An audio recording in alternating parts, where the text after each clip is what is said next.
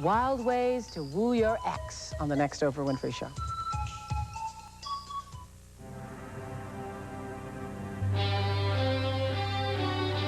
Live from the Inland Northwest News Leader, Charles Rowe, Nadine Woodward, Peter Colford, and Rich Henkels. This is KREM 2 News.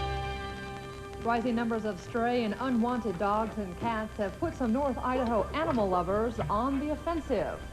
Good evening, here's what's new. Residents of Bonner County towns like Sandpoint and Old Town say it's a crime. They're angry at uncaring dog owners and at the county's inability to deal with unwanted animals in a humane fashion. Steve Becker is here now with all the details for us. Steve. Well, Charles and Nadine, last night the Coeur d'Alene City Council refused to lift the death sentence of a dog that had bitten 2 people. It was a controversial decision, but a lot of people who live just north of Coeur d'Alene would love to have an animal control law just like those in the Lake City. They say they have too many unwanted animals, and some of them are attacking people. Dogs locked inside a fenced yard, a sign warning neighbors that they'd better be on guard. In Bonner County, dog owners like this are pretty rare. Too many pet owners consider city streets and other people's yards to be fair game for their animals.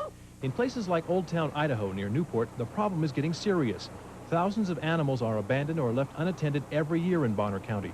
To some dog owners, the lack of county regulation is itself a form of animal cruelty. I would like to see Bonner County catch up with the rest of the world in animal control ordinance. Almost every other place have animal shelters, humane treatment to put the dogs to sleep. They're not freezing or starving, you know, out on the highway somewhere. Some people have thrown their unwanted pets into Joni Casford's yard. Her kindness and money have helped keep these animals alive, but they're the lucky ones. Joni Casford says right now this is the only form of animal control available in Bonner County. It's a dumpster. She says too often people who don't want their dogs or cats anymore bring them to places like this and let them die. She wants it put to an end.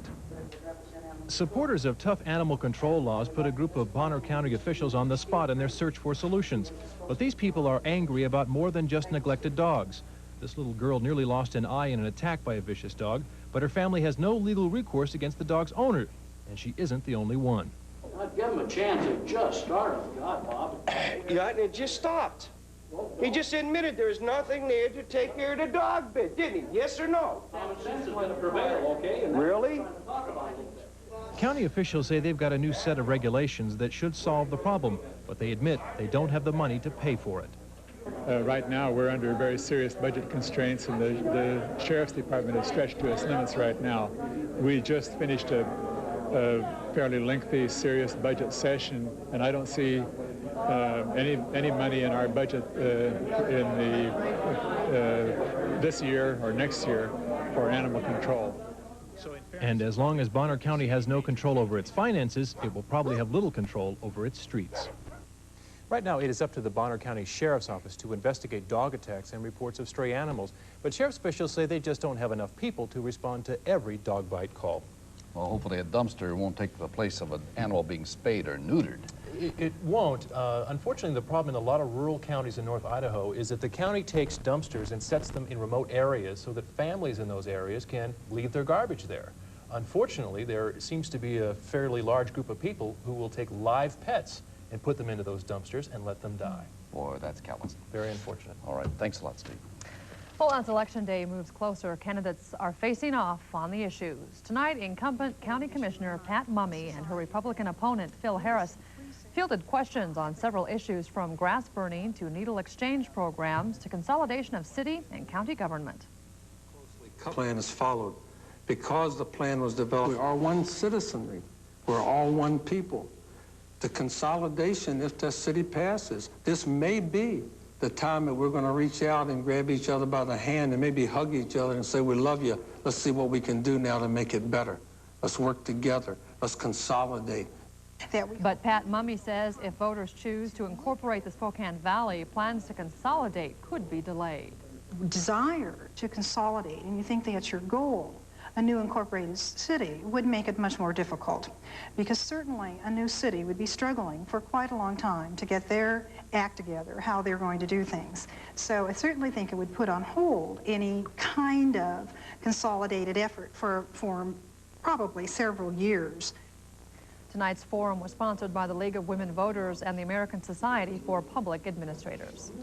Kootenai County Commissioner Frank Henderson, who's running for the state Senate, says he did not do anything wrong when he accepted a $2,000 campaign contribution from a company called Transdector Systems. He accepted the donation, the largest in his campaign, at a time when he was negotiating with the company over its past due lease payments for use of county property. Henderson says he sees no conflict of interest. Henderson is running against Coeur d'Alene Democrat Denny Davis. The number of jobs at Hanford should stay stable, even though the Energy Department is closing the site's Purex plant for good.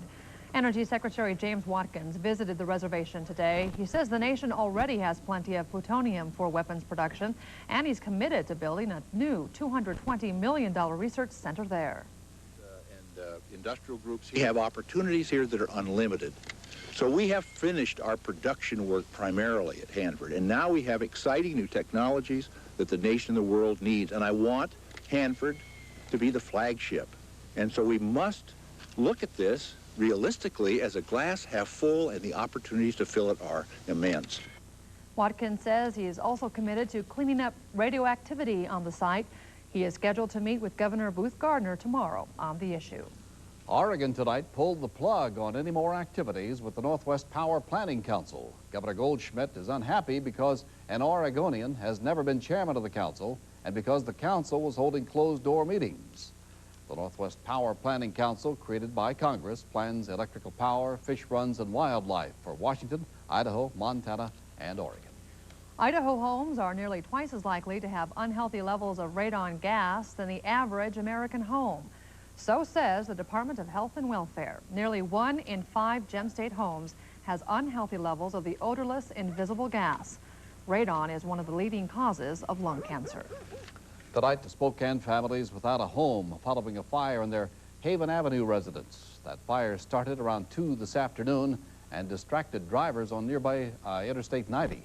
Initially, firefighters were preoccupied by a report that someone was trapped inside the house. But later, all residents, including 3 children, were found unharmed. Witnesses say it appears the fire had smoldered for some time before fully engulfing the structure. A little cat with a collar on it, standing on the front porch. We walked around to the back of the house. Every opening in the house had smoke pouring out of it. So we did not go in.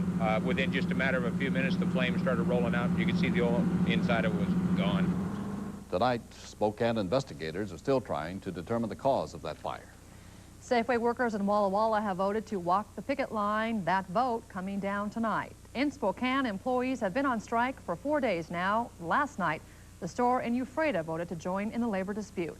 Officials say the strike may soon spread to Coeur d'Alene and even Wenatchee. The main stumbling block has been wages. Employees want a bigger increase than management says it can give. No new negotiations are scheduled between the union and Safeway. Still to come on KREM 2 News tonight, San Franciscans take time to remember last year's devastating quake and give thanks for their survival. The Senate takes on the budget battle, and their plan may win White House approval. And the lost little boy is happy to be home with the dog who saved his life.